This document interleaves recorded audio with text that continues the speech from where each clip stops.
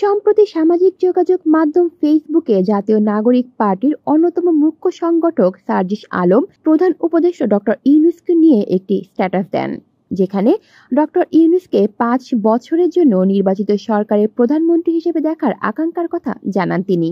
Doctor ইউনূসকে প্রধানমন্ত্রী পদে দেখার এই আকাঙ্ক্ষা প্রকাশ জনগণকে এক ধরনের বিভ্রান্ত করার চেষ্টা উল্লেখ করে ঢাকা বিশ্ববিদ্যালয়ের রাষ্ট্রবিজ্ঞান বিভাগের অধ্যাপক ডক্টর সাব্বির আহমেদ বলেন, আমরা এখনো ডক্টর ইউনূসের কাছে থেকে এই বিষয়ে কোনো বক্তব্য শুনিনি।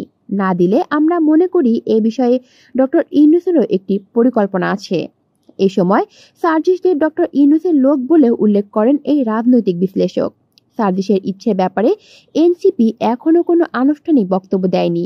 নির্বাচনে সুনির্দিষ্ট রোডম্যাপের দাবি জানানো দলগুলো মনে করে, সময়ে সময়ে এমন নতুন ইস্যু তৈরি করা বক্তব্য জাতীয় নির্বাচন বিলম্বিত করা আর তা থেকে জনদৃষ্টি সরানোর চেষ্টা ছাড়া আর কিছুই নয়।